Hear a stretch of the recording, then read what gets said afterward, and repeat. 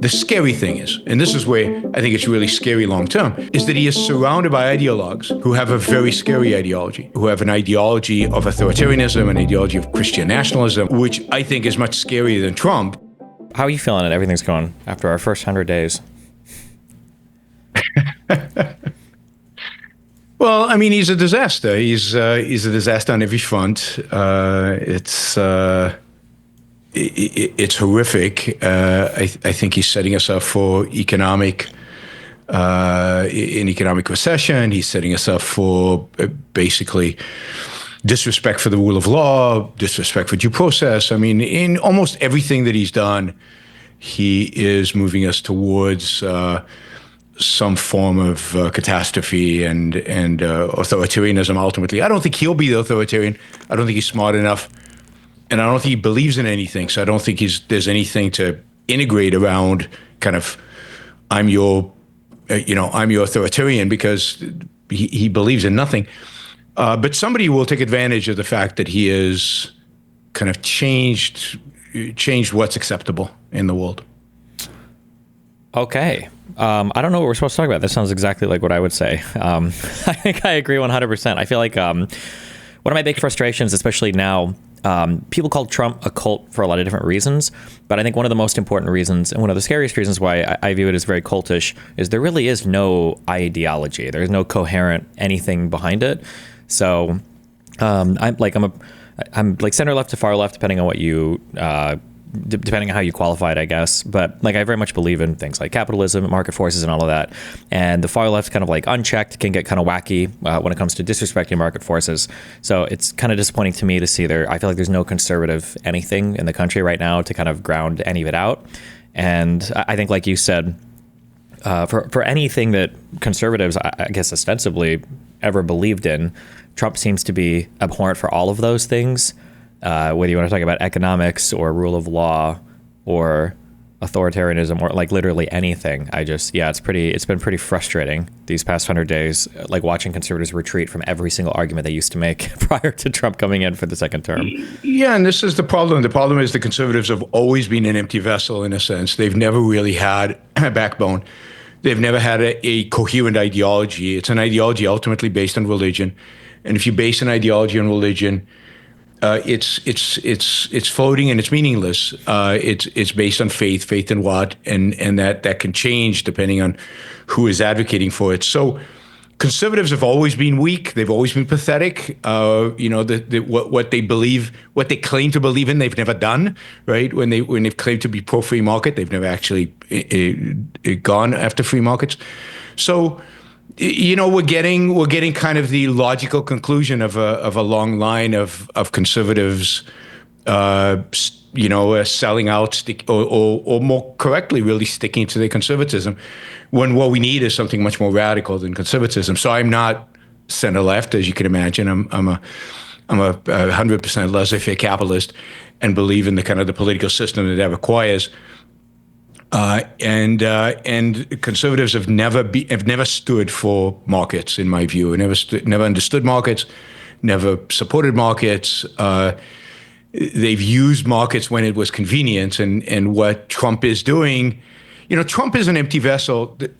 The scary thing is, and this is where I think it's really scary long term, is that he is surrounded by ideologues who have a very scary ideology, who have an ideology of of authoritarianism, an ideology of Christian nationalism, or just nationalism, which I think is much scarier than Trump. Trump is just like shooting everywhere with no coherence. These guys know what they want, and what they want is very, very bad for all of us. Yeah, I think in some ways it's scary, in other ways it's comforting, because I think that Trump kind of holds everybody together with kind of the culty stuff, basically because everybody worships Trump. So I look at somebody like Vance, and I think Vance is incredibly scary ideologically, but Vance is never going to replace Trump in terms of holding the party together.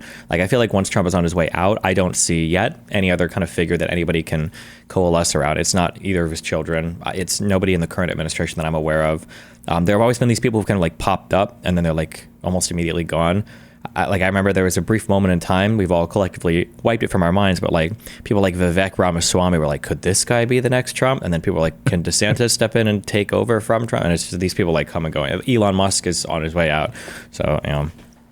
Sure. The challenge is that once you soften the culture up for this kind of, for these kind of people, you know, we didn't see Trump coming. I didn't see Trump coming. I never thought he would win in 2015, 2016, early on. Only later did it seem reasonable that he would win. I didn't think, you know, after January 6th, I thought, okay, no way, he's gone. He's just, you know, so once the culture is ready for, and look, the authoritarianism could come from the left. I don't know. We're set up for authoritarianism. We kind of soften the culture in anticipation of it. Somebody will arise to take advantage of it. It's not J.D. Vance. I agree with you. He's he's just too, you know, people don't like charisma. Yeah, he has no charisma. He doesn't have it.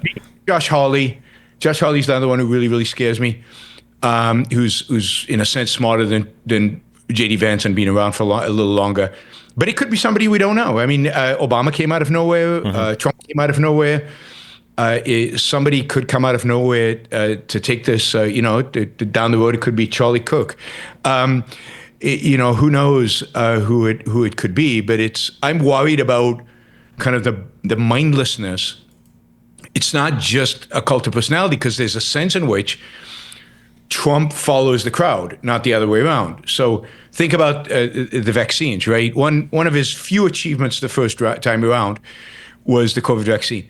And so when he started campaigning, he mentioned it, and he was immediately booed, right, by the MAGA.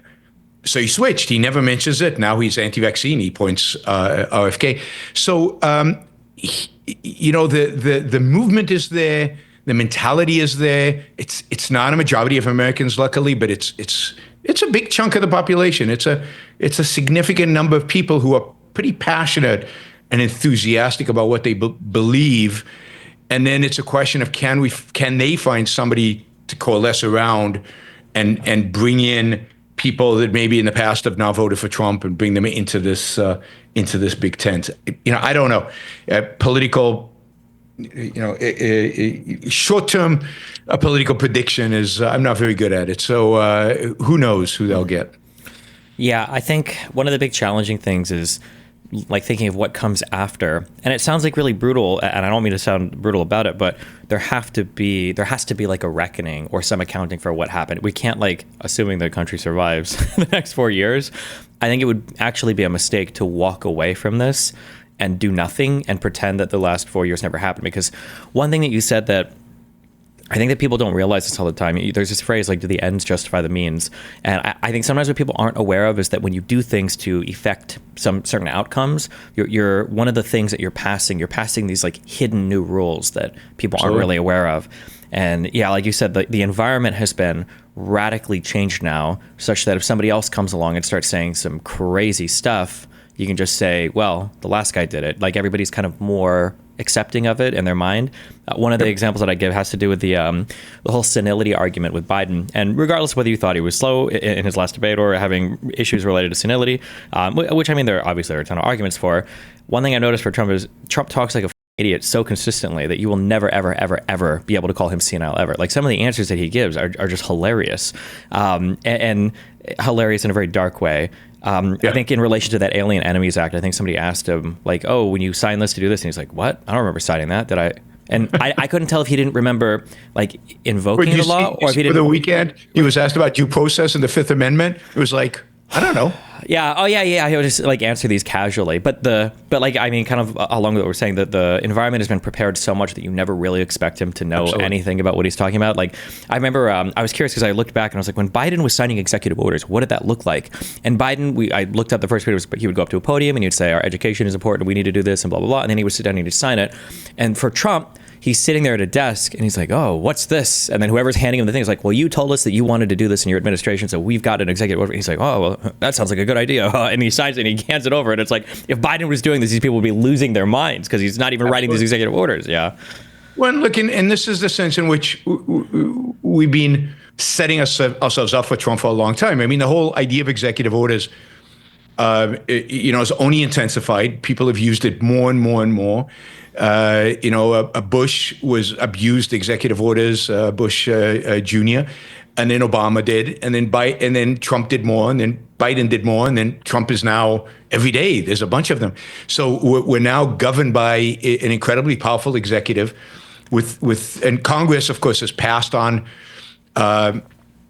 the responsibility of doing these things, which constitutionally it's supposed to do.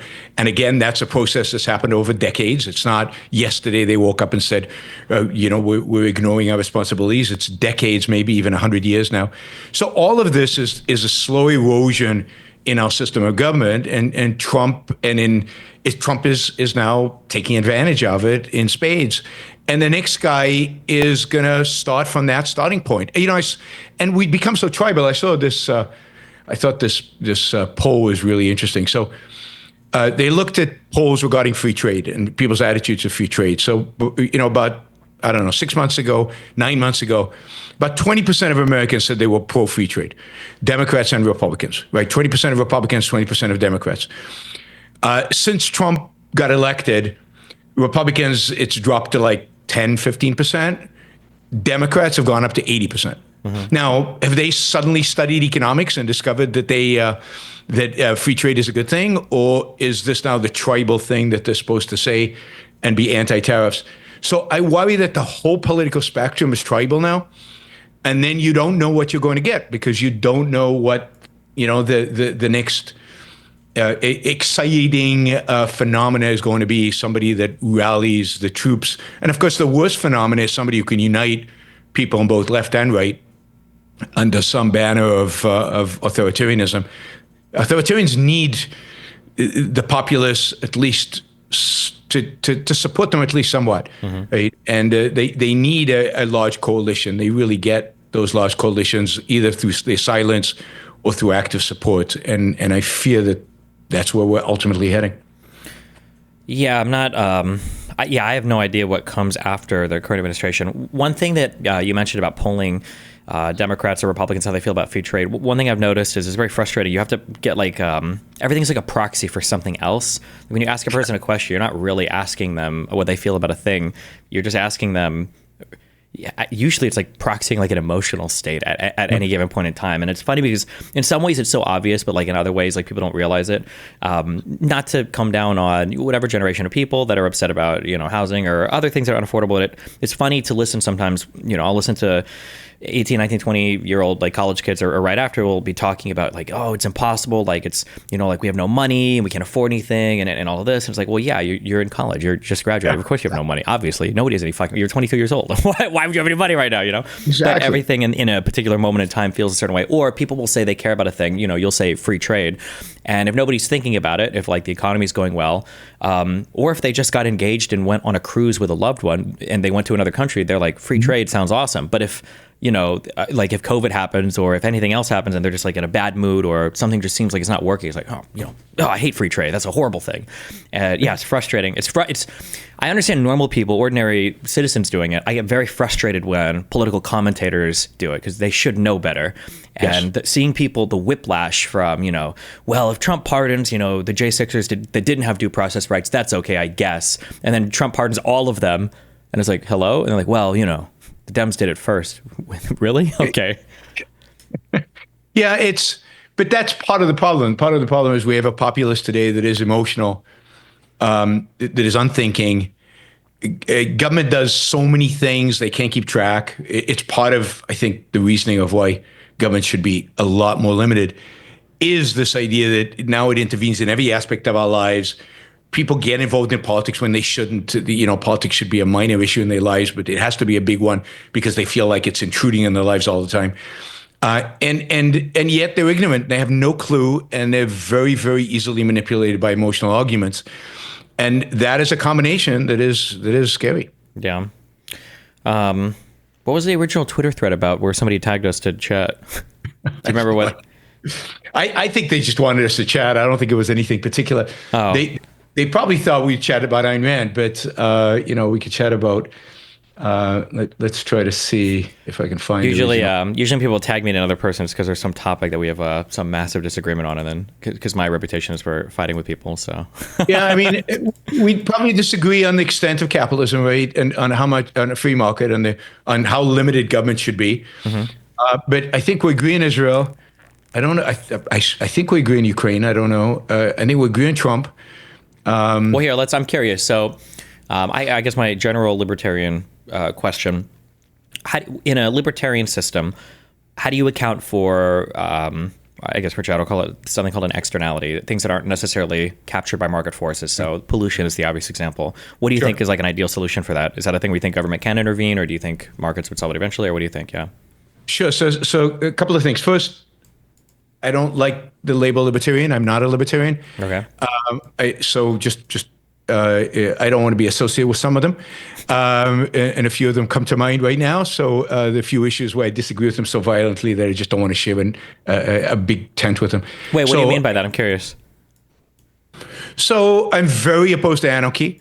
I think anarchy is the equivalent of authoritarianism. I think it's a disaster. It's violence.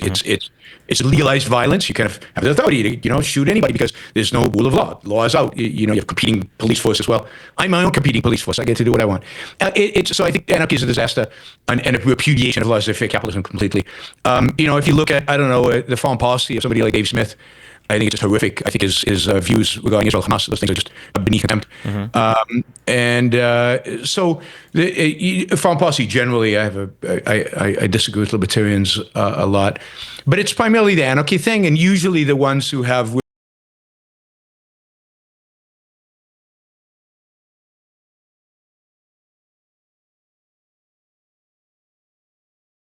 really bad foreign policy views are also anarchists. I don't think that's accidental. They tend to despise the governments that actually function relatively well, like the United States and Israel, because in a sense it's a repudiation of their thesis that all states are evil and we have to dismantle them immediately and go to a state of anarchy. Anyway, so I don't like the term. I don't want to be associated with many of them. There's some that I like, right? There's some people who call themselves libertarians who are great, who are really good economists and have are really good. But I just don't want to be part of that big tent. Externalities. So I'd say the first step to deal with externalities is to internalize as much of them as possible. And you do that by basically applying private property everywhere you can. So I think all land should be privately owned. I think the rivers should be privately owned. The ocean front should be privately owned. You want to, they've even had experiments about fisheries and property rights over fish, and it's complicated to do, but things like that solve a lot of the externality problems by you can't dump your garbage into my backyard. You can't dump your garbage into my river. If I'm downstream of you, you can't pollute upstream. I sue you if you do. So a lot of the externality problems go away when you actually define private property correctly, and you extend it to everything that it's possible to extend it to. I think that the one area that's more difficult is air, of course, because you can't have private air. But I can say that if you pollute, and I'm breathing what you're polluting, and I can show that it is damaging. That is, I can objectively show in a court that you have caused me harm. I have recourse against you. And I think that the government has a role in monitoring those kind of lawsuits, seeing a pattern where a certain chemical clearly has been shown in, let's say, a number of courts to be dangerous for human life. The government can ban it because it's a violation of individual rights, right? You're causing harm to other people. So I think that's how you address pretty much all the externalities regarding clean air, clean water, things like that. What do you do? I'm curious, if you have an area where, let's say some guy owns the land and it's just real prime dumping land. It's good to dump stuff that'll roll onto that land. And there's there are more people against him than with him, I guess, that would stand to benefit from polluting that land. You just look at the courts as basically ways for recourse. I think the courts are ways for recourse. You have to show damages. You have to show that there's real harm. It's not just your property value went down. That can happen for lots of reasons, but it has to be real harm. And yeah, I mean, look, if this dumping place is is going to pollute the groundwater, and I own the water company, and he's going to pollute the water that I make a living off of, then clearly there's harm. I can sue him. So there are all kinds of mechanisms. And look, in the 19th century, it's kind of interesting. In the 19th century, when most of the West was private, people came out there and they built stuff, and they fenced off things for ranching or for farming or for whatever. There was a lot, for example, of law developing through the common law system in America around water rights. Who has the water rights? How you distribute them? What counts as pollution? How do we settle that? But once the government came in and regulated in everything in kind of a one-size-fit-all kind of mechanism, and for the most part took upon itself the right to water, that is the property of water, suddenly became a state thing. That law stagnated and kind of disappeared. It stopped.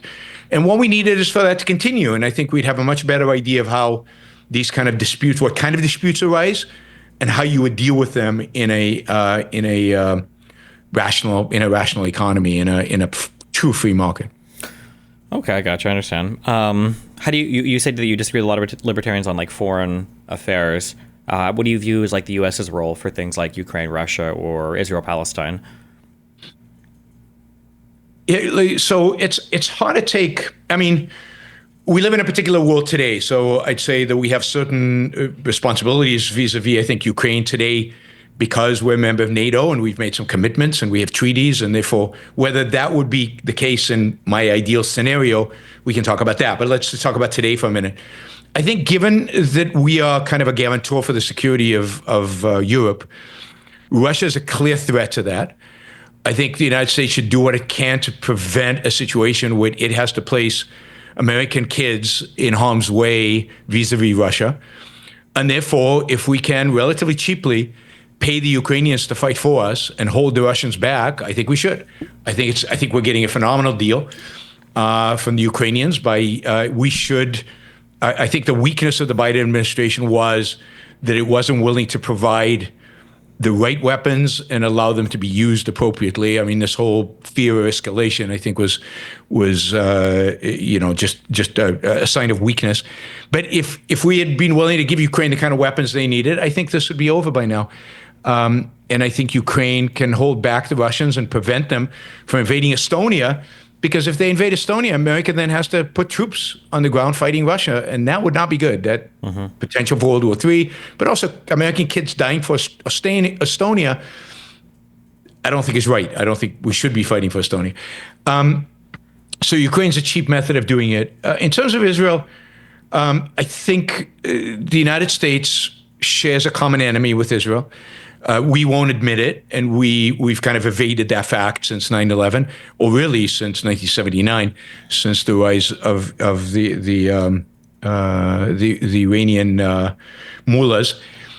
We've evaded the fact that we're at war with jihadism, Islamic totalitarianism, radical Islam, however people want to call it. But there is a movement out there that is at war with us and wants to kill us and wants to destroy us. Israel, again, is relatively a cheap way to hold that movement at bay and to and potentially to defeat it. So it's a relatively cheap way to do it. I don't particularly like the fact that we give Israel aid. Israel is now a developed country. It's fairly wealthy. We should wean it off U.S. aid and have them buy the equipment they need. But I think we should sell them anything they want that is crucial for their defense, and recognize that Hamas is an American enemy. If they ever get rid of Israel, we're next. Hezbollah is an American enemy. Islamic Jihad, the new regime in Syria. I mean, the Islamists are out there and they want to destroy Israel, but much more important to them is ultimately the destruction of the United States, or at least causing us pain. Okay. Now, in an ideal world, in my ideal world, I think the United States would leave NATO. It would basically tell the Europeans, "You're rich enough to take care of yourself. We'll help you. We'll sell you weapons or whatever." But Russia's the bad guys. But you can handle Russia. You've got 3 times the GDP, 3 times the population and what, 8 times the GDP? I can't remember. It's some astronomical, much richer than Russia, it could be much better equipped than Russia. You can handle it. I would focus more on the Pacific because I think China is a potential threat militarily. But the standard should be a real America First strategy, right? I hate to use a term that he uses, but a real America First. That is and here you need strategy, right? And this is what I don't think we've had since World War II.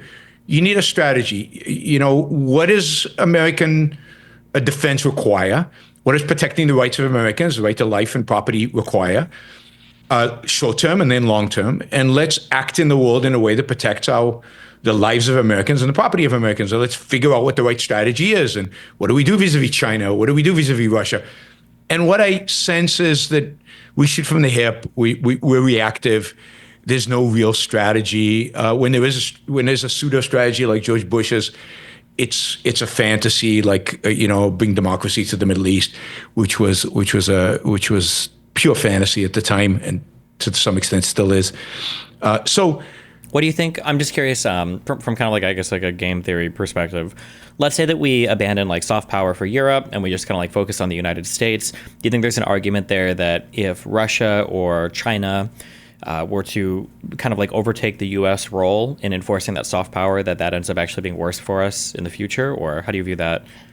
So it depends what you mean by soft power. So, for example, I do think the United States should retain something crucial to its own interest, which is, for example, protecting the world's sea lanes and allowing for international trade. I think international trade is super crucial for the U.S.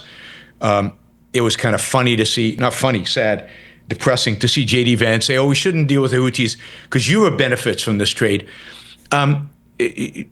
We do dramatically, and when Europe benefits, we do, and we have the only navy in the world that could actually take care of sea lanes, so we should not give up on naval superiority because I think that's part of this thinking strategically about what is truly in America's interest in terms of property. In terms of, I think at the end of the day, soft power is exaggerated. What counts as hard power. Mm-hmm. What counts is the willingness to use it. I think one of the reasons the United States has failed so much in its foreign policy is because it's failed to use its hard power in a definitive way. It's used hard power in a pathetic, soft way.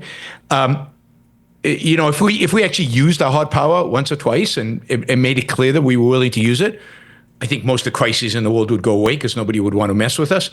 We still have by far the strongest military force in the world. But everybody knows we won't use it, right? Everybody knows we're cowards in terms of using our military.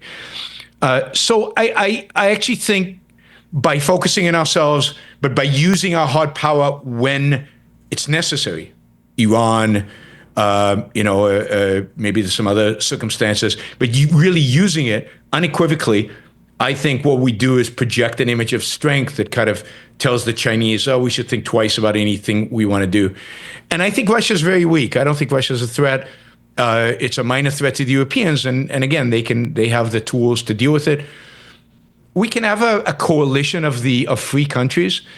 Whether it needs to be a coalition where the United States protects these three countries or whether it's a coalition that makes decisions together, I would replace the UN. I would close the UN and kick them all out. And I would replace it with an institution of free countries, of countries that, you could define as relatively free. I feel like, I guess the only fear would be, so ignoring like the hard power or the soft use of hard power, like let's say, for instance, like Europe joins a customs union or something with Russia and China, and they decide that they're going to be preferential when it comes to internal trade versus external trade, and the United States like loses influence that way. We're not really, or would you advocate for military strikes if people start throwing up tariffs against us as a part of that? Because it seems like there are ways there then that we could lose, I guess, like standard of living, quality of life, whatever. We could lose influence that way, just because of an abdication, I guess, of our I guess, friendship with Europe. Yeah. Sure, but I think if other countries want to be suicidal, they're going to be suicidal. That is, my trade policy would be unilateral zero tariffs, and anybody who wants to trade with us, great, and people who don't want to trade with us or don't. And if that means that America exports less so be it. Luckily, we have, and of course, I think a unilateral zero tariff would actually inspire other people to join in and to actually engage with more trade with us rather than less. I think the best way for America to lead is by example. I think we've done very poorly in that. We've moved so far away from capitalism, and we keep undermining our own capitalism that we don't serve as a model for the rest of the world as I think we used to be. So I think our strongest suit is the hard power and a lead by example. If we had anything approaching a true free market in this country, we'd be so rich, everybody would want to emulate us. What do you think, when you look at other countries, is there like a country that you think does it better, or what country do you model ourselves after? Don't say Switzerland. Yeah, sadly, there isn't. I mean, they all have certain strengths and certain weaknesses. I don't think we're that much better than in other countries. Like people say, Denmark is this ideal for the left. But Denmark's not that different than the United States. In some parameters, they're freer, and some parameters, they're less free. And they're poorer than the U.S. So, Switzerland's good on some things, really good on some things, poor on other things. Hong Kong, pre-Chinese takeover, was pretty cool, although it didn't exactly have any Republican or constitutional guarantees. So it was not clear that it would survive. So nobody, you could pick and choose elements from different countries, but no, there's nobody who does it better right now. I think the U.S. in some regards did it better 150 years ago, but in other respects it did it worse, right? I mean, certainly in other respects of individual rights, they did. You wouldn't want to be a woman 150 years ago. You wouldn't want to be black or other kind of ethnic minority 150 years ago. But certainly from an economic freedom perspective, we were freer. There was still a lot of controls, a lot of regulations, a lot of cronyism, but much better than today. Okay. Trying to think. We can go down any topic. I guess here's a question. So I grew up mega conservative, and then I had my libertarian. I was libertarian for a while, and then I've kind of like drifted more to the left on social, I guess, and economic policies. You brought up something interesting earlier about how you don't want to use the libertarian label because you feel like it's been kind of like bastardized and abused. I don't want to. I never know like if people are publicly feuding or anything. Do you look favorably on people like Penn Jillette or? I mean, I like Penn. I like a lot of what he does. Mm-hmm. I don't think he has. I don't think he has ideas that are completely crazy. I worry a little bit about that he reflects a certain moral subjectivism. Okay. Which I think is harmful. Okay. I just curious. I don't know if people get that or not, but I generally, I think Penn Jillette on the social issues is pretty good. On the economic issues, he's got I once had dinner with him, and he we seem pretty aligned on a lot of things. One of the things that's very frustrating to me growing up, and then like consuming a lot of content from like Penn and Teller bullshit, or I was a Ron Paul fan at the time and everything too, is it feels like back then, libertarians, I speak through the lens of like vaccines a lot on this. Like, I feel like if I were to go back 20 years ago and talk to a libertarian, like I would say something like, hey, how do you feel about, say, vaccine mandates? And a libertarian would say something along the lines of like, there has to be an insanely compelling reason for public health to do this. Otherwise, it's your own autonomy, and the government can't, compel you to do, to take a vaccine for yourself. They should never be able to do that. And then if I were to ask a libertarian, it's like, oh, do you not have any vaccines? They would say, of course I'm vaccinated. I'm not a fucking idiot. What do you mean? Obviously, I have all my vaccines. Yeah. Yep. Nowadays, I feel like if I were to talk to a libertarian, they would give me all those public health arguments or whatever, and then I'd be like, "Oh, okay. Well, are you vaccinated at all?" It's like, none of my kids are vaccinated. No, of course not. I don't trust any of it at all. Let them get the measles. What the hell? Yeah, and it's like, Jesus, wait, what the fuck? Or what happened? Like, it feels like a lot of the libertarian label today, and I blame Glenn Beck a lot for this and the Tea Party, because I feel like somehow the Republicans kind of like captured that libertarian label, and now libertarian became synonymous with Republican conservative somehow, and then they became it's like the party of cutting the government and cutting the deficit, even though they increase it astronomically every single time. Absolutely. And the labeling and everything has gotten so frustrating, and I understand the frustration on that libertarian label, because I have no idea when somebody IDs that way. We're really with any political label, I have to ask like 50 questions. Like, what do you actually believe in? Yeah. Yeah, and I think the libertarian movement was born that way. I think it was, again, heading in that direction, just like I think conservatism was heading in that direction. It was born. Ayn Rand called the libertarians in the '70s hippies of the right, and what she meant by that was they're more subjectivists. A lot of this is guided by emotion. They just like we talked earlier. They're driven by an emotional view. Murray Rothbard, who was at the heart of forming kind of the libertarian movement, was an anarchist. Anarchy appeals to that emotion of we want to smash stuff. We just want we just want to do our thing. We want to do whatever we feel like doing. It's not whatever is good for us or whatever reason would suggest is good for us. No, we want to do whatever we feel like doing. And Rand projected that whole view of what libertarianism meant and stood for. And we're seeing now the combination of it. Why don't you like vaccines? Ooh, it's a conspiracy. How do you know that? Well, I feel it, right? And I think you're right. Glenn Beck was the first guy who really mainstreamed kind of conspiracy theories on Fox at the time.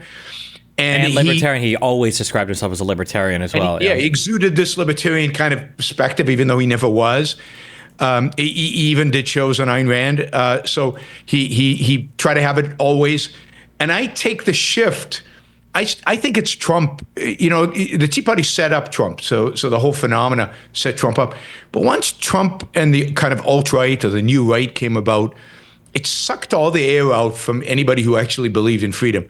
It was much cooler to do memes, alt-right kind of memes. It suddenly became cool to be racist. It suddenly became cool to be a vaccine skeptic. All this stuff, whereas libertarianism or free markets or whatever was cool in the past for some young people, that disappeared. You saw that Bolsonaro did the same thing in Brazil. When I went to Brazil in the early 2010s, there was a huge amount of energy around free markets, like Milei. Like there was a Milei type of agitation, and they unfortunately hitched their wagon to Bolsonaro, and since then, it's just this populist right-wing crazy stuff, and all the passion around free markets is gone. It's dissipated. Mm-hmm. So it means to me that was never really there, or it was based on an emotion. It wasn't based on real reasoning, on a real value, on a real understanding of what value that represented for you as a human being. Yeah. How do you guys cover politics now, I guess, when you're talking?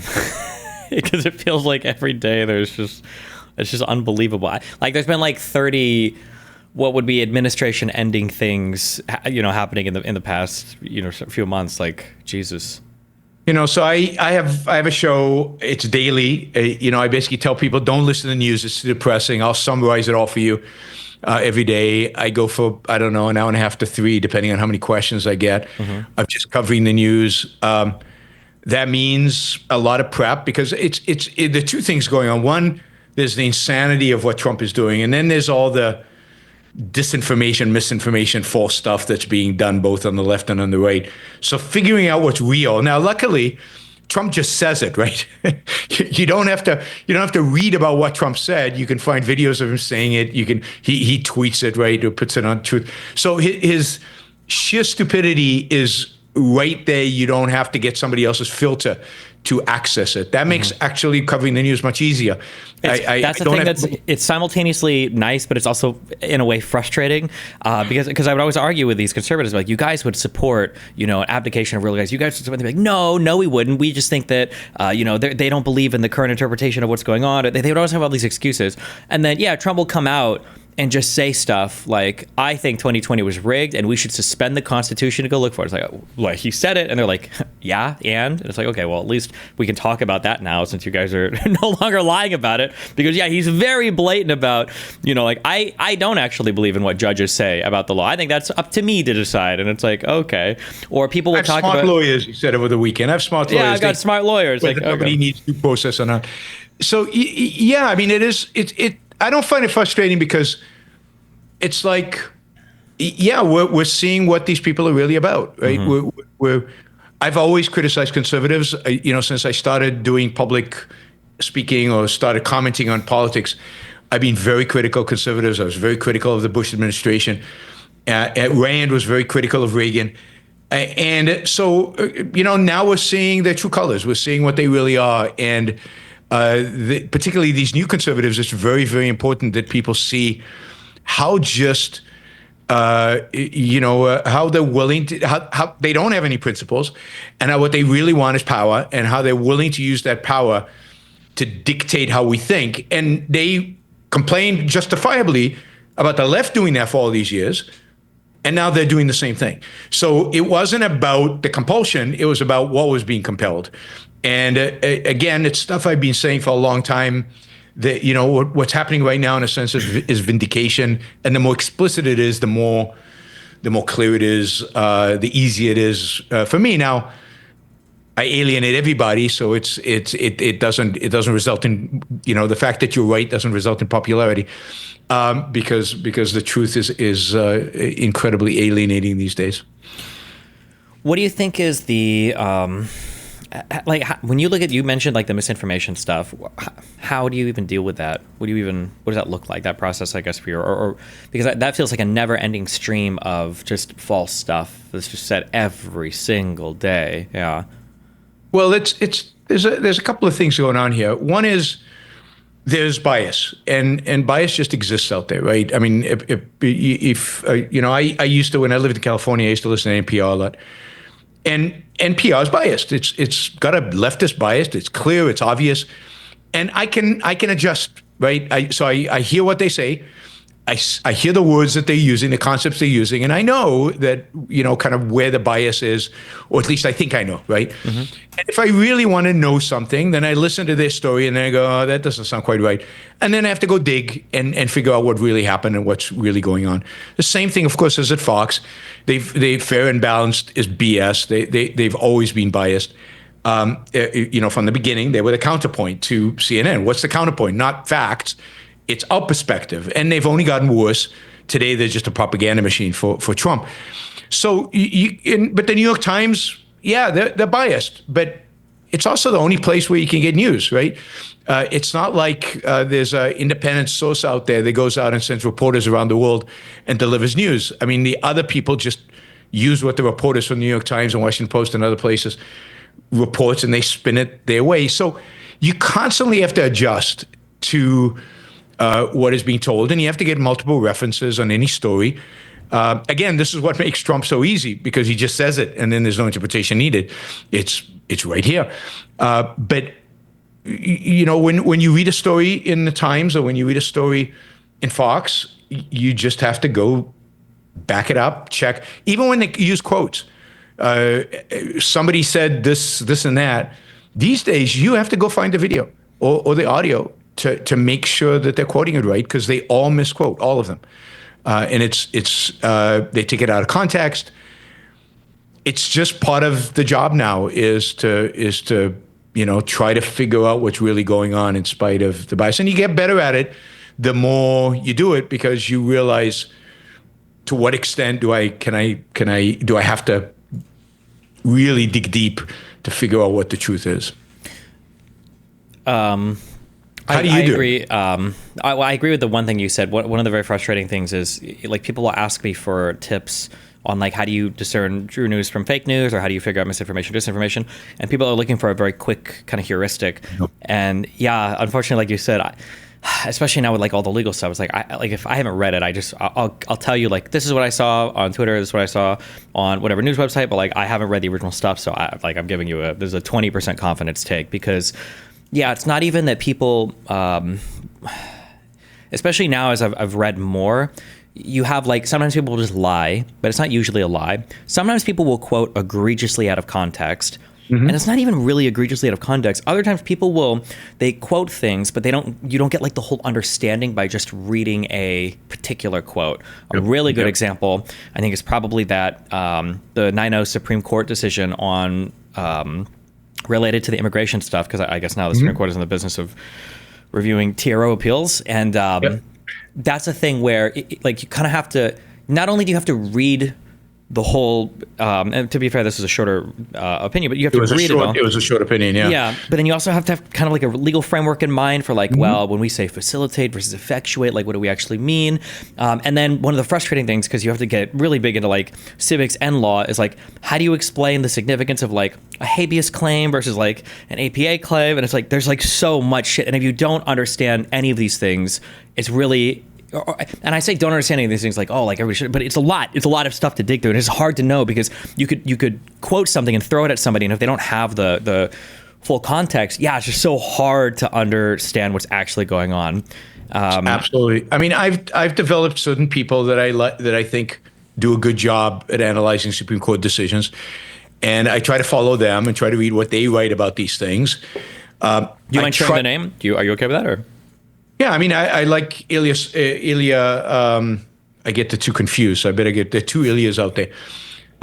Ilya Somin. I like Ilya Somin at Cato. Okay. I think he's very good. I think the Volk conspiracy is pretty good. And they have the Reason runs. I think they have various. They don't all agree, which is good, right? So not all the legal experts agree. So you get kind of the nuance of what is the difference between them and why they disagree. So I think those are really good sources. I think the Dispatch they just kind of took over the what's it called, Supreme Court Watch, something like that. I think it's called Supreme Court Watch. Okay. Again, have some good people writing that again don't all agree. I like it when you can go somewhere and you can find a couple of opinions and try where they develop kind of the nuances of the cases. So those I think are some good sources. But it's hard. It's hard. I mean, on any issue, what's going on in Ukraine, what's going on in Gaza right now. I mean, how do you figure it out? And it's not easy. You mentioned actually real quick. Somebody. Do you have Israeli citizenship or anything? I do. I do. I was born, raised, and served in the Israeli military. Okay. Sorry, I just asked this because somebody typed something in chat, and then I wasn't sure because sometimes people just say crazy stuff. Did you participate, or were you in the first Lebanon war? Yep. Okay. Yeah, okay, gotcha. Do you? I'm curious. What is your perspective on the direction that Israel is taking right now? God, I mean, I think Israel's, made a mess of this from day one.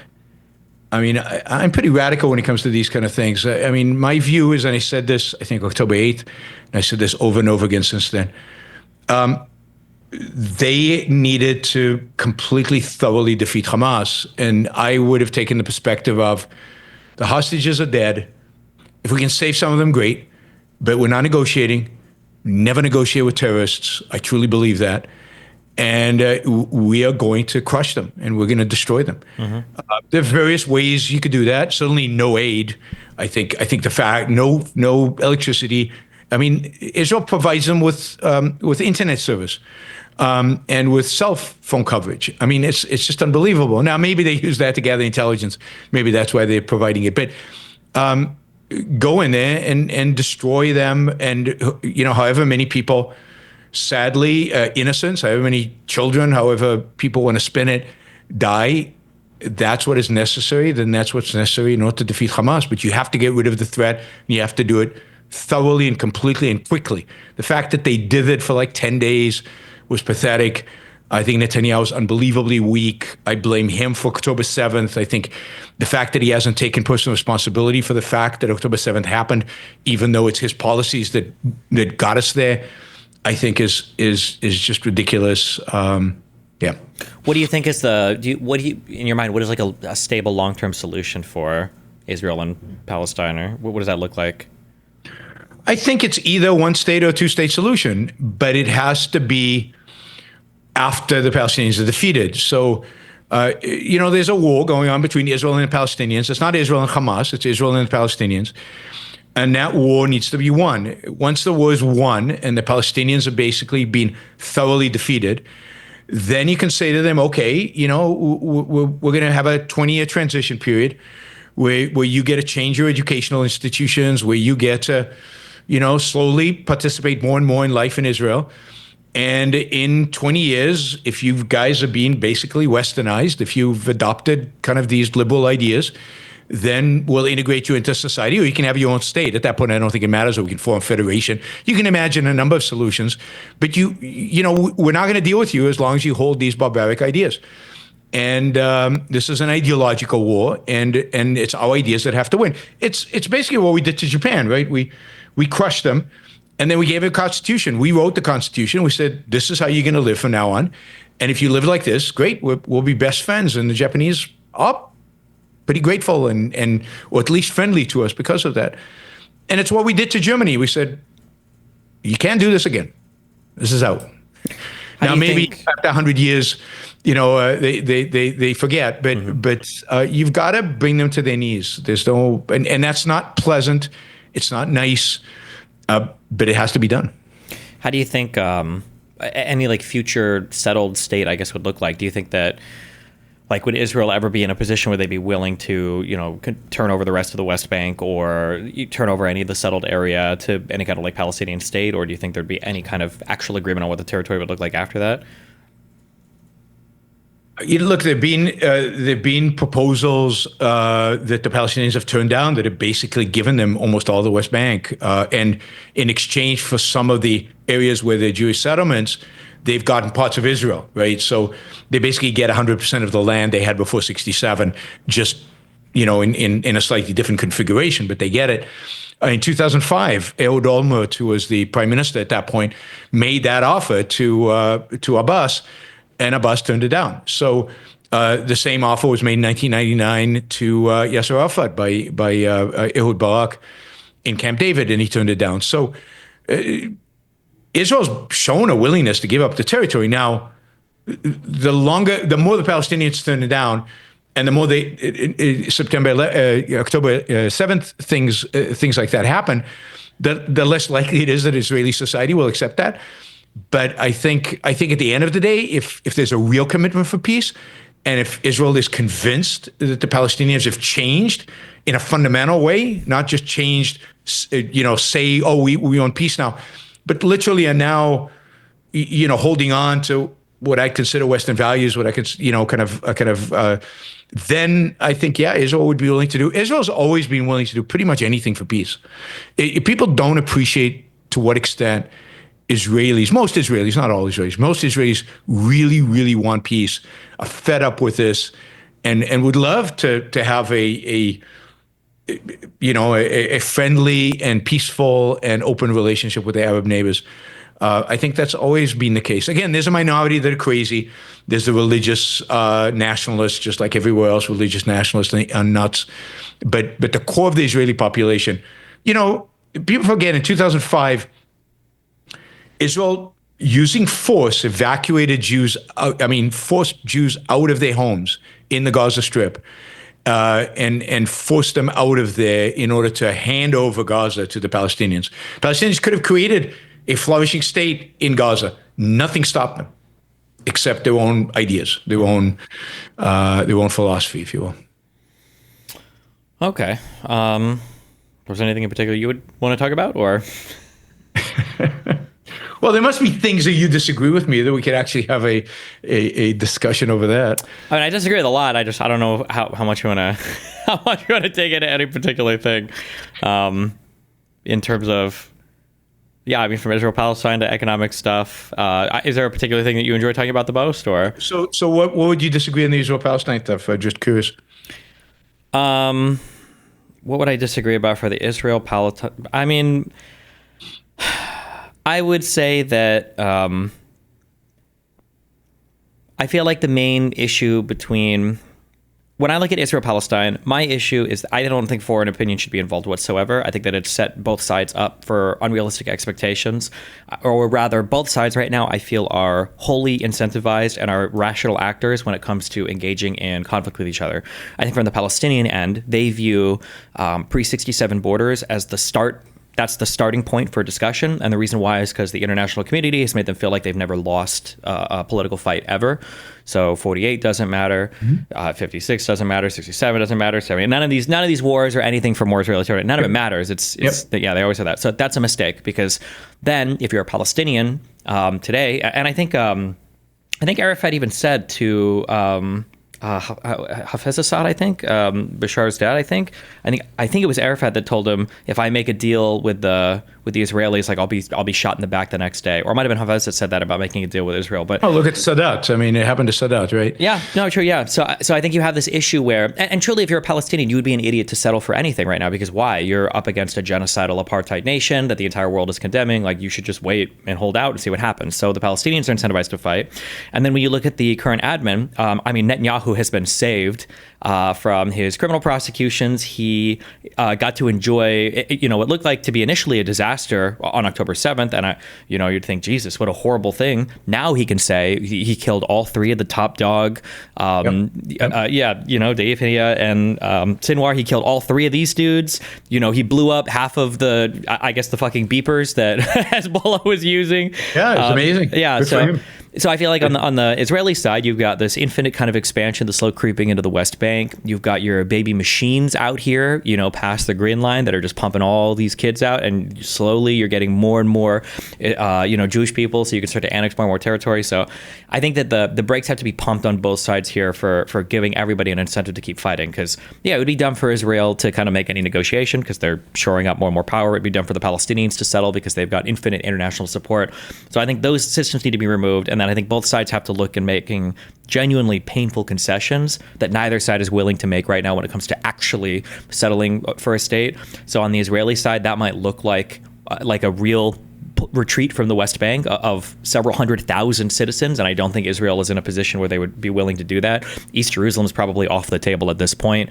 And then on the Palestinian side, it would have to be, you have to actually put forth some kind of deal that you would be willing to accept that doesn't include an infinite right of return for what's truly the artificially exaggerated number of Palestinian refugees. It's 6 million people by now. Like, that just can't be. Yeah, it's absurd. Yeah, and calling refugees is absurd at this point, right? I mean, we're all refugees if you make it infinite, right? If you make the time frame infinite, I agree with much of that. Although I think that the thing I disagree with is, I just don't think that even if Israel gave all the concessions, gave it all away, that the Palestinians would abandon the goal of taking over all of Israel. I just think that, there's that saying, if Israel laid down its weapons, there'd be no Israel. If the Palestinians laid down their weapons, there would be peace. Mm-hmm. I think that's absolutely true. The Palestinians are committed to the destruction of Israel, committed to October 7th. And I think Israel does want peace. And I think their ideology, the Palestinians are being radicalized. I think the Palestinians were a lot less radical in the 70s. Israel missed an opportunity in the 70s and early 80s to cut a deal. And now they're so radicalized that without thoroughly defeating them and therefore causing them to question their ideology, there's just no deal that can be cut. There's nothing you can give them that will satisfy them. Put aside the world, nothing you can give them would satisfy them that would cause them to abandon the goal of destroying Israel completely. Maybe, yeah. I mean, I view different, I think that there's a difference between Hamas and the Palestinians who live in the Gaza Strip versus the West Bank Palestinians, the Palestinian Authority, and then versus I think Hamas wins an election right now in the West Bank. In the West Bank, they might. In the Gaza Strip, I'm not sure. Yeah, there's issues. The problem is a lot of West Bank Palestinians aren't big fans of the Palestinian Authority, which is, I guess, like an extension of, or an evolution of, because the PLO is the leading party. Yep. Yeah, so you have an issue there, but but I mean, I still do view them as separately, right? You don't get the same level of terrorism or the same level of hostility from the West Bank Palestinians as you do from the Gaza Strip, regardless of if they'd vote for Hamas or not. Now, maybe if Hamas was ruling them, maybe you would. I think. Maybe, yeah. And then you've got like 2 million Arab Palestinians that live in Israel proper, and clearly they don't share the same views as the Gazan Palestinians. No, and that's why I think it's possible, right? I'm not against coexistence, and the Israeli Arabs are clearly an example of that. And again, I think even they have been relatively radicalized by the success of the Islamist movement. They were even more pro-Israel 30, 40 years ago than they are today. So it's at the end of the day, I think it's an ideological battle, and it really is about liberal Western values. And over the long run, you're not going to establish peace with countries that reject those values. It's just not going to happen. And that includes Saudi Arabia. It includes the so-called Gulf states. I'm very skeptical about their long-term projection. But, if they're not moving towards Western liberalism, then I'm skeptical about how committed they are to real peace. Maybe, but I feel like there is a gradual evolution in that direction. And I think you kind of have to let that play out.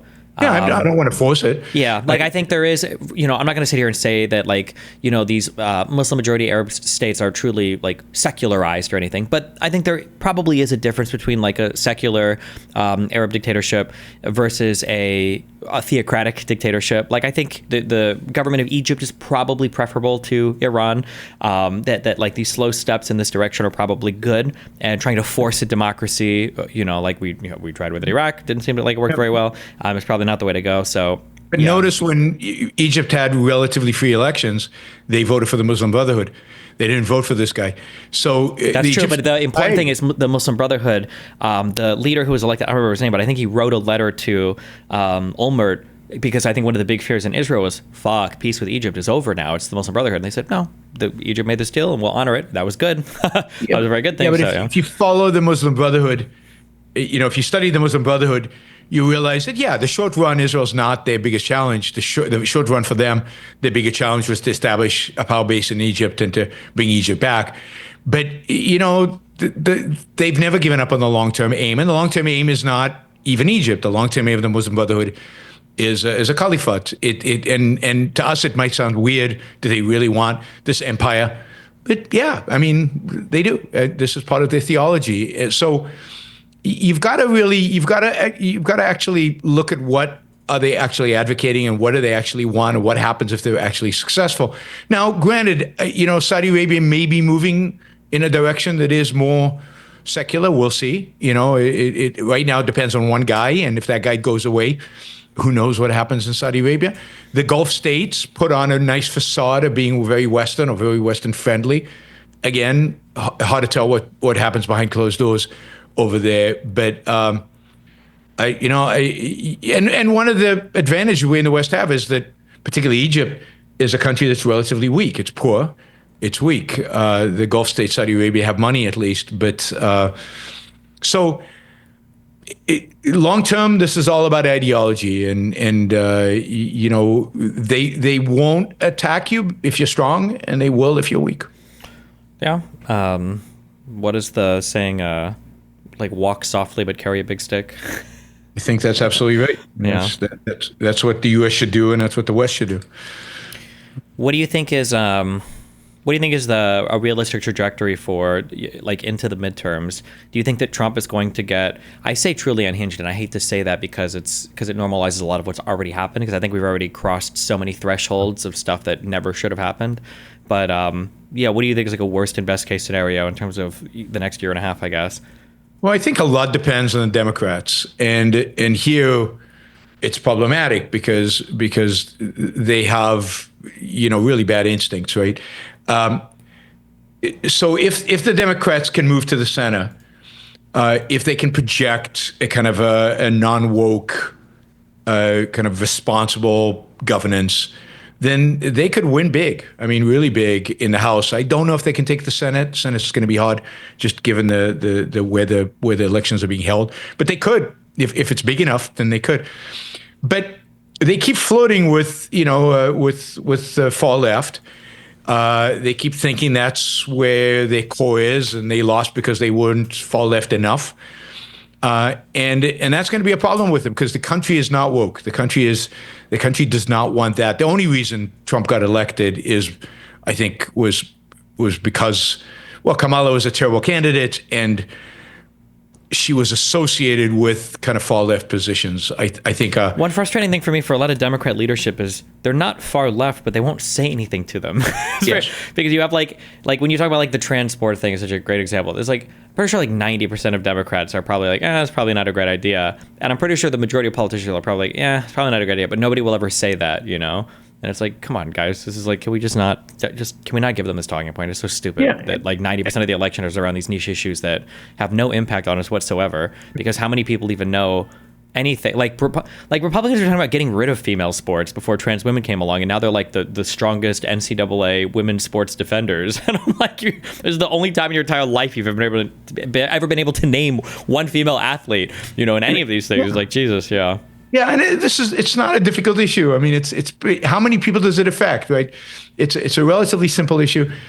But there are a lot of things like that. And then if they make AOC the face of the party, and she's definitely trying, and she's got a certain amount of charisma, so I understand why a lot of people are attracted to it. But that will not bode well for them.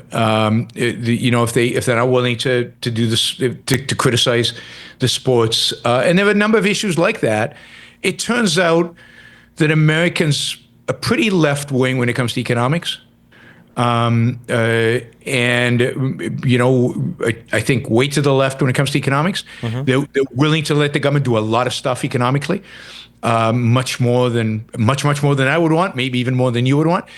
But on social issues, people are pretty right.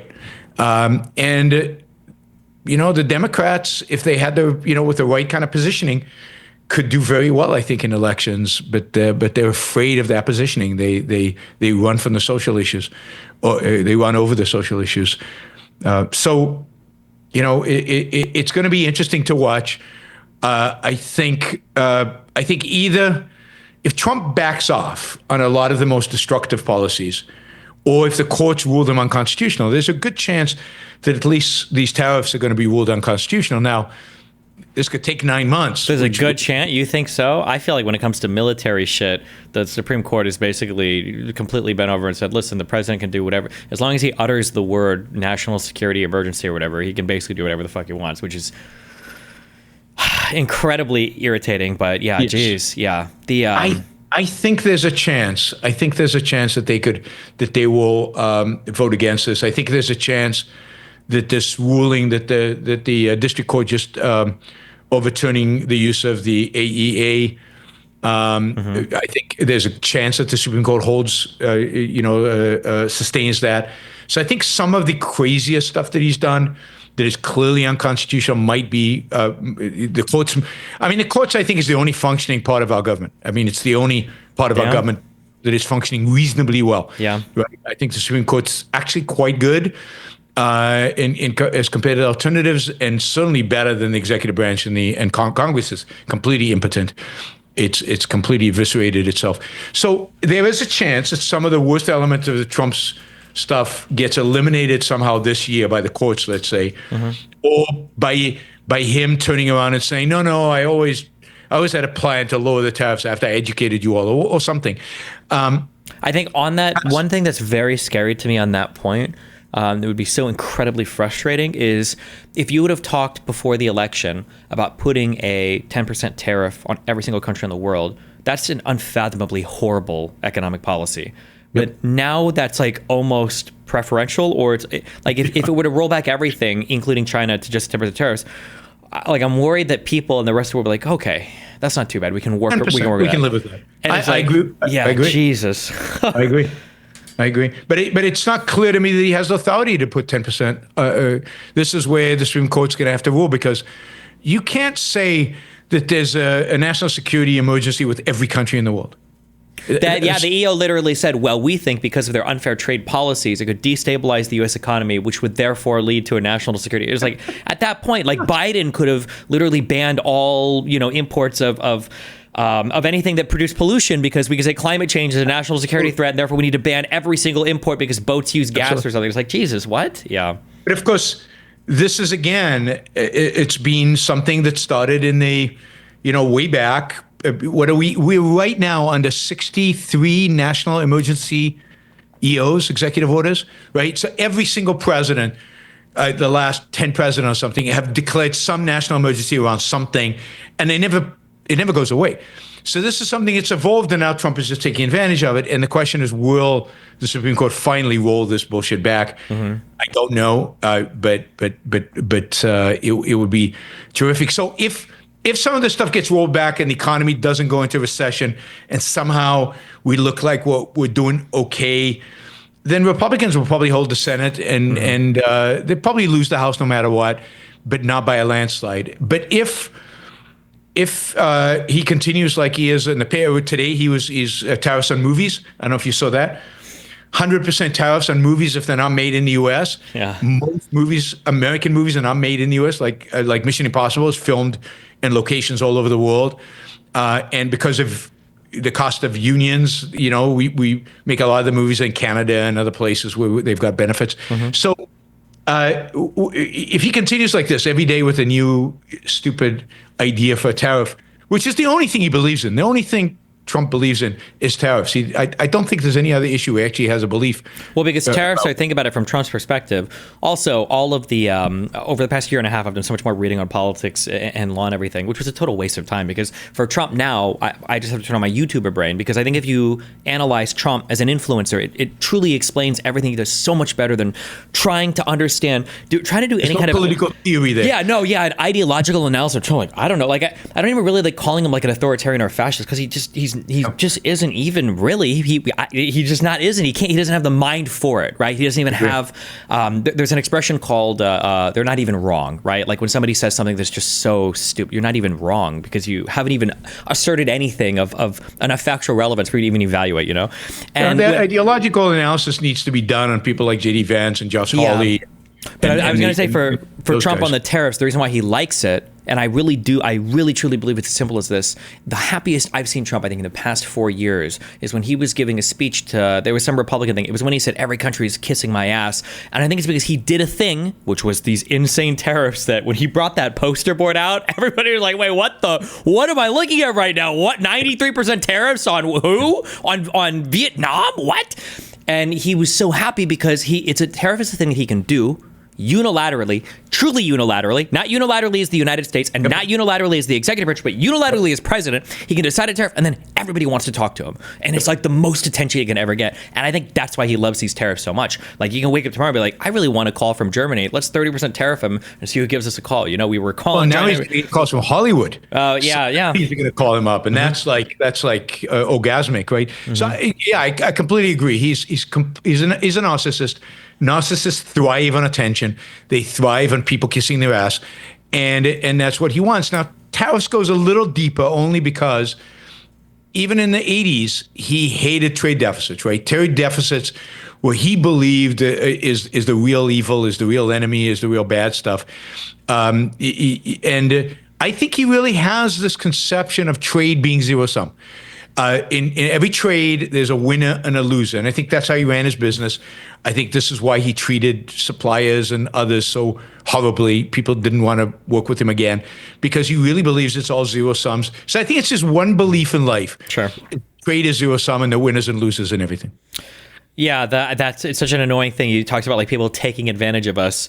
And it's like who is taking it? Like nobody would look at the past 100 years of U.S. dominance in every single facet on the world stage and be like, man, everybody sure is screwing over the United States. Look at these great countries that have these huge trade surpluses like North Korea and Iran and the United Kingdom, right? They're destroying with their economic policies right now, as opposed to the United States, who are such losers that we can literally have $37 trillion of debt that we can still fund at low interest rates and like decent inflation compared to the rest of the world, just because everybody wants to buy our debt because our economy is so strong. It's like, man, the U.S. sure has gotten screwed on that one. And it's like, Jesus, what are we even talking about right now? Yeah, it's so frustrating. But again, this is kind of a consequence of the fact that, and this is something the left started about, before the financial crisis, but really accelerated during the financial crisis. And that is this idea that, yes, kind of on the top end number of GDP, the economy's done pretty well since the 70s. But the working class has really, really, really suffered, and their wages have stagnated, and inequality is exploding. All stuff that's been debunked. But you say it over and over and over again enough times, people start believing that they had better lives in the 70s or life was better in the 50s, when it wasn't. It's complete BS. And then the right picked it up, the same rhetoric, exactly the same rhetoric that I remember debating at post-financial crisis about how awful the economy is relative to the past. Yeah.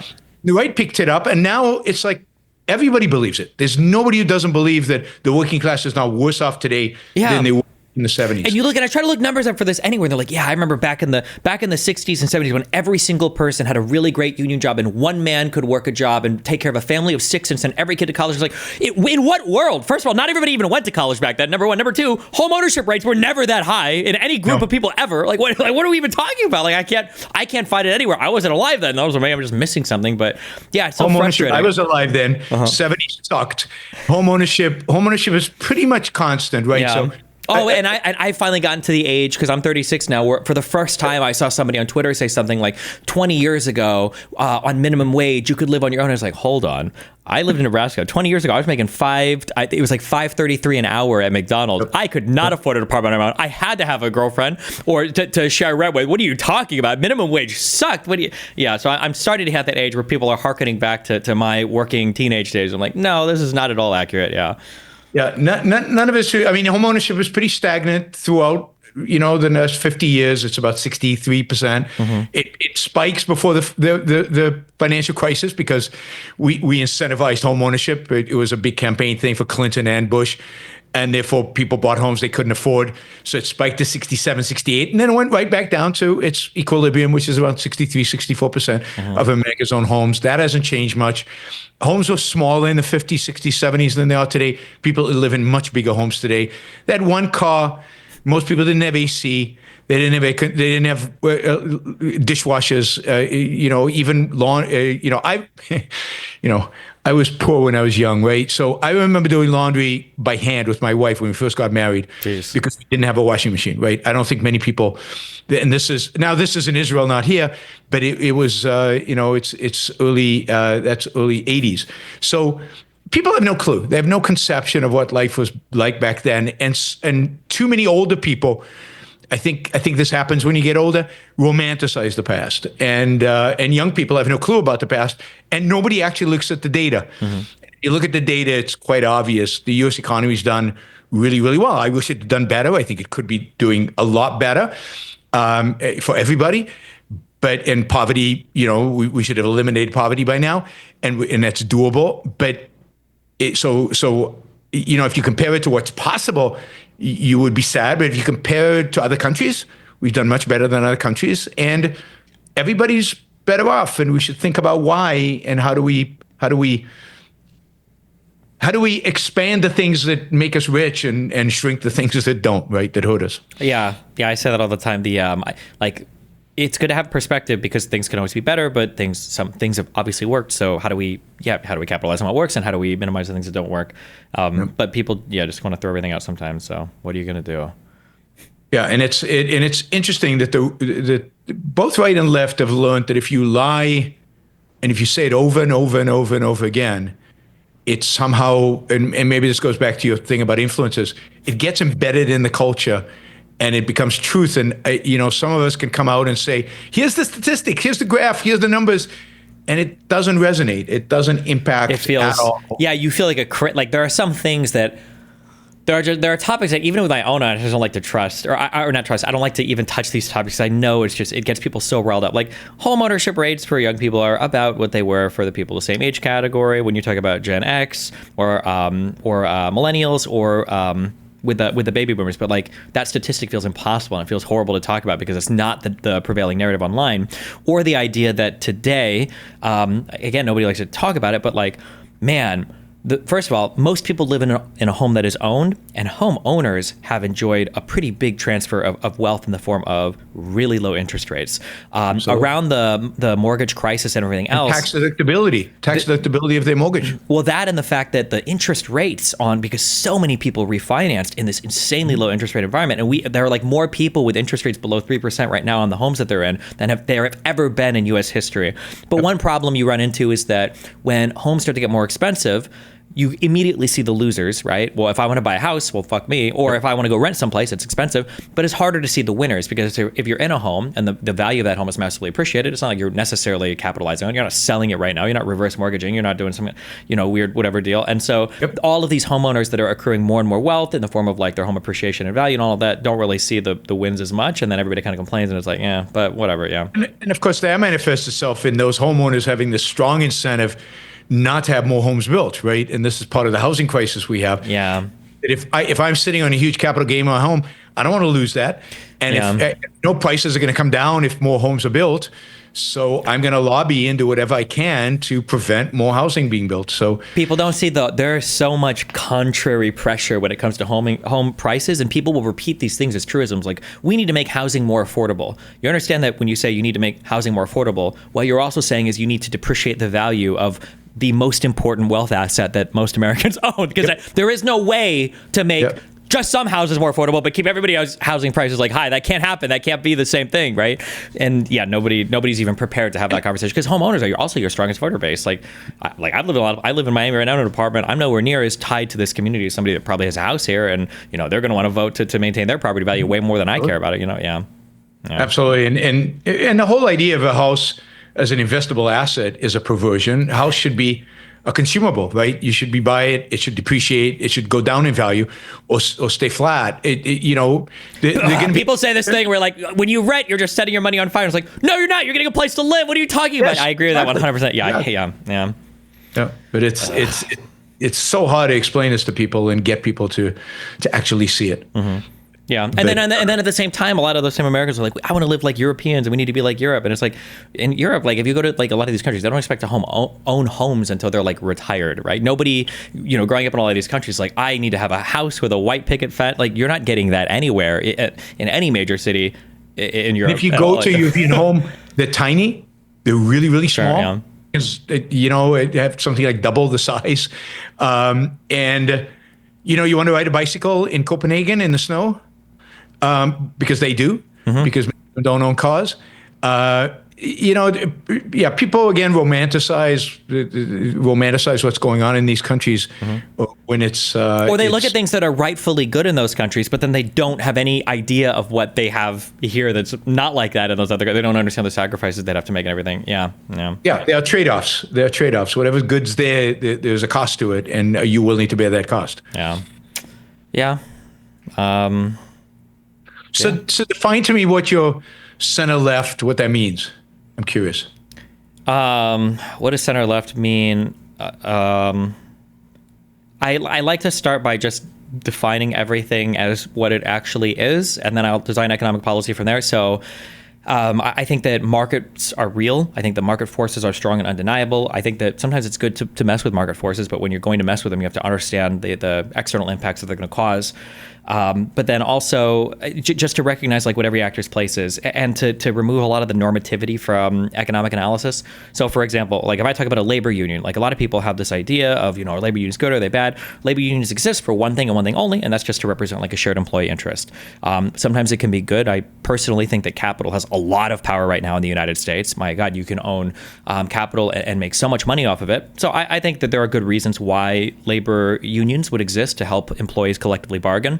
However, labor unions that exist are only there to represent the employee. They don't represent societal good. They don't represent like environmental policy, right? You've got the AFL-CIO that, advocates against green energy and stuff all the time because they're protecting fossil fuel workers, which is fine, but just recognize that like everybody has their place. So looking at like what everybody advocates for and what they represent and the incentives that they have, and then kind of like trying to design economic policy from there. So like I'm generally in favor of, like a lot of redistributive policies when it comes to wealth. I don't think that charitable organizations or churches take care of that too much. I'm generally a fan of government regulation around things that I think are hard to capture in markets, like things related to pollution and stuff like that. We can get into the whatever on any particular thing, but I'm a fan of having, different areas in a city for like industry and power generation versus I do like mixed use zoning when it comes to like residential and commercial stuff, but like power plants probably shouldn't be in the middle of neighborhoods. It happens anyway, right? Houston, it has no zoning, has the power plants are not next to residential, so it happens naturally. You don't have to plan for that. Maybe, sure. I don't go to Houston. I think both sides want it. It's less of a hassle for the industry, and of course residential neighborhoods don't want power plants in their neighborhood. Probably maybe my most radical, I haven't thought this one completely through, but my most radical far left take, or I guess when it comes, I don't know if there's even count as far left takes. I really don't like I don't like how horizontal and vertical a lot of companies have become. I think there almost should be either a big breakup or a total. My most extreme take was I don't think a business should ever be able to acquire another business, because I feel like there's a very cancerous environment right now, especially in tech, where the goal isn't to build and run businesses anymore. The goal is to just build a business large enough that you can sell it to another huge business like Amazon or Google. And I feel like that's a very cancerous environment for competition and everything else. Obviously, the consumer benefits to some extent with some level of integration, but there's also the downside that now you're kind of trapped in some of these areas where you have no say, because you have to, if you're on the Google ecosystem or the Apple ecosystem, you're locked in and it's hard to switch. So Yeah, I mean, I think there are lots of perversions in the market today in terms of size, most of which are caused by regulations and all kinds of we prevent markets from working properly. So, we got massive conglomerates in the 60s and 70s. I mean, much bigger than what we have today. Primarily horizontal integration, primarily big diversified conglomerates. And they were disasters. One of the reasons why the 70s economy was so weak. And then in the 1980s, we had capital come in and break those companies up and kind of make them much more competitive. The economy of the 90s was primarily a consequence of the fact that we broke up the big conglomerates in the 1980s. That's why we thrived in the 90s. But at the same time, politics intervened, and what you got is regulations that make hostile takeovers almost impossible today in the United States. You got all kinds of regulations that prevent call them corporate raiders coming in and actually accumulating shares without paying a huge premium on those shares. So all kinds of laws that require you to make announcements and to make public everything that you want to do. In a marketplace, I think if you actually had a true marketplace, I don't know whether we'd probably have less horizontal integration. Horizontal integration never makes any sense. And I think we'd probably have, it's hard to tell how much vertical integration, but I think we'd find a much better equilibrium, because it would be guided by market forces, not by central planners trying to figure this out through antitrust, or by managers who are shielded from owners and therefore doing things that are not in the owner's best interests, which is what happened in the 60s and 70s. You had managers basically growing companies because, I mean, if I'm a CEO, I want to run a diversified company, because the possibility of me losing a lot of money and losing my job is very low if the company is diversified. But as an owner, I don't want you diversifying, because it's much cheaper for me to diversify as an owner than for you to diversify through acquisition. So the incentives are all misaligned, but they're all misaligned because of regulations.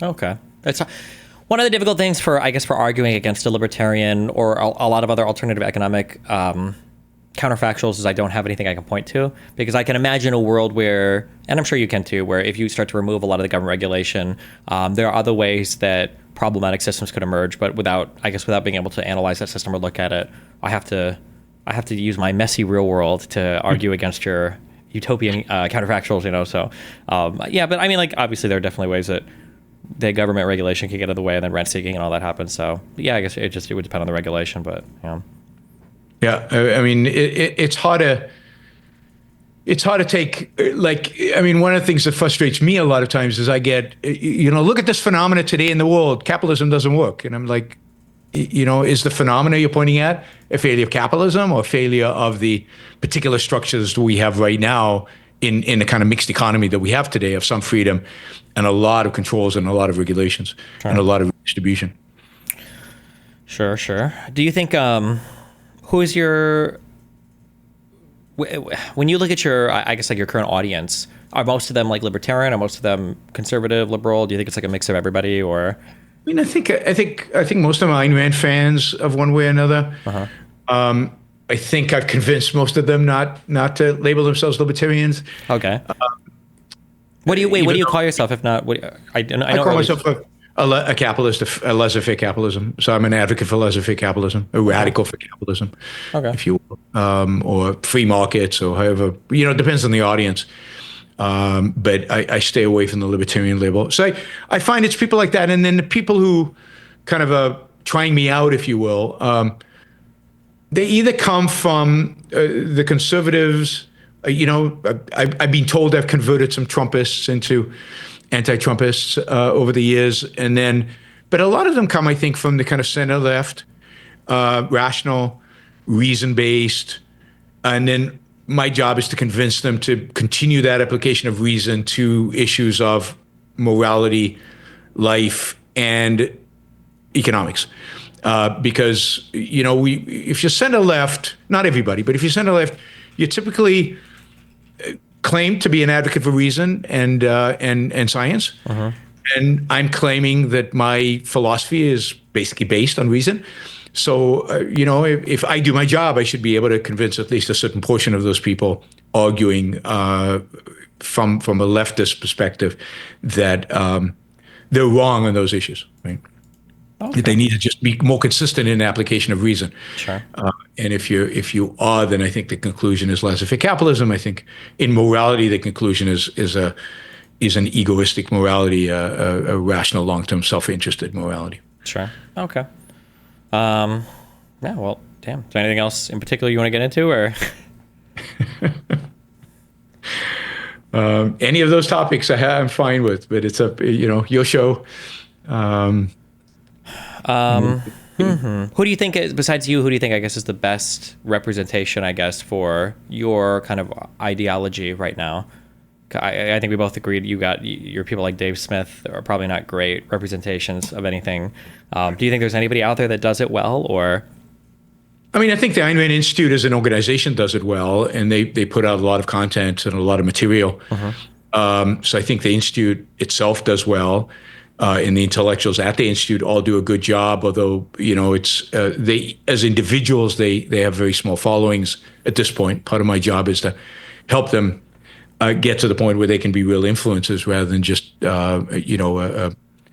advocate for ideas that few people listen to. So I think it's the Institute, and then on particular topics, there are people out there who are good, on who I might not disagree with on other on philosophy or other issues, on trade and tariffs. Scott Lincecum from Cato is excellent. I just interviewed Phil Magnus from the Independent Institute, who's really good on the history of tariffs and how they were bad in the 19th century. It's not that they were good back then and now they're bad. That they've been bad consistently, and all of that. He's done the research. I think he did his dissertation on that. So there's a bunch of people on narrow issues that, as I said, the people in law that I follow, and then on narrow issues. But in terms of representing the philosophy, I think it's the Institute, me, and maybe there's a handful of people on Twitter, but none of them have a large audience right now. We don't have a massive audience. Okay, that's the reality of it, sadly. Do you view people like Rand Paul as doing anything to move people in like your direction at all, or do you view these people as not really anything related at all to? I mean, I thought Rand sold his soul to Trump in the first term. He's a little better now. He's at least standing up against tariffs. I think that's so obviously goes against is that he can't help himself. He's terrible in foreign policy. He's terrible in religion. And religion is a big deal. I think religion is, to a large extent, what hampers our ability to be to prosper. I think it both infects the left, because I think the left philosophically has done a lot just to it just basically secularized morality. So it basically took the Christian morality and secularized it, but didn't and challenges maybe the epistemology and metaphysics, but not much more. And the right, of course, is very religious. I think one of the big barriers out there in the world to a more reason-based world is religion. And I think a lot of people on the left are influenced by religion without even knowing it, but they are. And the tribalism is very religious, ultimately. I mean, tribalism, what is religious? Religion teaches you to not think for yourself, to follow orders, right? Abraham's told, kill your eldest son. He's a hero because he does it. He's willing to do that. Not ask questions, just do it. And I think that's the kind of mentality that religion inculcates. And I think tribalism is the consequence of that. So the more religious we become, or the more influence religion has in a culture, the more tribal we become. Do you think that people need some kind of thing like that? Like, do we have like a hole in our brains that needs to be filled by some type of religious thought? Because I feel that sometimes. We need philosophy. We need ideas. We need morality. We definitely need morality. We need a moral code. So religion is a primitive form of philosophy. Religion is what what they filled in when philosophy was too hard, or before philosophy, right? Philosophy is relatively new in human history. Religion predates philosophy. It's a huge achievement that the Greeks start asking questions and don't just rely on revelation to answer them, right? That they actually look into the world and try to discover truth. That's a huge achievement. And human beings revert back to the lazy. The lazy is, yeah, I believe that because I've been told. I believe that because it's written in an ancient book. I believe that just because I feel like it. That's the lazy solution. Religion is the lazy way to do it. But we need answers to questions, right? Why are we here? What's the purpose of life? What's good and what's evil? How should we live? What kind of life should we pursue? Those are really, really important questions that we really need to answer. And religion gives us answers. They're just lousy answers, and they're answers that are non-rational. That is, they've been derived from some kind of revelation or some kind of book that was written a long time ago. And what we really need is philosophical answers to those. We need people to really think it through, use reason, discover what is good for human beings and what is not, and guide us, provide us with moral guidance. That's the role, should be the role of intellectuals, is provide moral guidance and provide us intellectual guidance. And I think the intellectuals, since the Enlightenment, have defaulted on that. I think the last good ones were as a group, were the Enlightenment. They elevated reason, they elevated individualism, they elevated, political liberty. And I think we've descended from there because there was immediate backlash. Religion didn't want to give up that easily. And what the secular philosophers did is to a large extent, they secularized religion. They secularized Christianity. I mean, Kant even says that's his goal to save faith from reason. And then he does it in a secular way. But the end result is, I think, ultimately faith. So the whole German Romantic philosophical schools are undermining reason, undermining individualism. And I think we're living the bad stuff in the world today as a consequence of all that. The good stuff is us holding on by our fingernails to the Enlightenment, right? I mean, we've got a battle going on between Enlightenment ideas and post-Enlightenment and pre-Enlightenment ideas. And that's a battle. And when Enlightenment wins, we thrive. And when these other ideas, the reactionary ideas of pre-Enlightenment win, we descend. And we're culturally, certainly in a descending moment right now. And then the question is, can the Enlightenment claw back? Yeah, one of the things I bring up a lot is I feel like especially when it comes to things like liberalism and democracy, these are things you kind of have to actively defend. Otherwise, people take them for granted, and then very quickly they abandon those things and look for other kind of concepts. And democracy is tricky because it depends what you mean by democracy, right? So again, defining our terms. Democracy is a very dangerous thing when it's a majority rule, when we really have it as a majority rule. And I think here the founders were geniuses in designing a political system that tried to shield us from majority rule, and shielding us through a constitution with a Bill of Rights. These things cannot be changed just based on a majority, just based on majority rule, and by making government really hard to govern, right? So you've got two houses, they can disagree, and they do constantly. Then you've got an executive who can veto what they do. Then you've got a Supreme Court that can regulate what these guys do based on the Constitution. So they made it hard to govern on purpose because they didn't want majority rule, because they knew the dangers that were involved in majority rule. So even a concept like democracy, what do we mean by it? If we mean Athenian democracy, pure democracy, we vote on everything. You're too young to remember Ross Perot when he ran. He wanted every household to have these buttons at home. And we would literally vote on every bill that came up in Congress. There would be a green and a red button in every. That is insane, right? That we have representatives for that. That's why, that's why we have a republic. And so too many people don't define what they mean by democracy. Some democracy is very dangerous. We find ways to rein the violation of individual rights that can happen when a majority dominates a minority, and the smallest minority is the individual. So we have individual rights to protect the individual from the majority. Sure. Yeah. Yeah, I guess when I say democracy, I'm just broadly speaking, just the establishment or a system and the way that works. But yeah, I agree. It's important. These are the kind of definitions that are important in the end. Yeah. And that's what needs to be defended. And I agree with you completely. You don't defend them. And, what was it Franklin said, what did you guys give us when it came out of the Constitutional Convention? He said a republic if you can keep it, right? And keeping it is hard. And we're seeing it right now. Yeah, unfortunately, yeah. Okay, well, hey, if there is ever like a particular issue, sometimes if like audiences will bug people to chat, if there's a particular thing you ever want to chat about in the future, or great, if you want to have me on, just let me know. Otherwise, where can people find you at? Yaron Brook Show, Yaron Brook on Twitter, Yaron Brook Show on YouTube, and check out aynrand.org, AYNRAND.org. Cool. And everybody should read Found and Atlas Shrugged. I don't know if you've read those books. But I've read Anthem and I've read Atlas Shrugged, but it was a long time ago. I was in high school. So, yeah. I'm curious to see what you thought of it today. Maybe, yeah.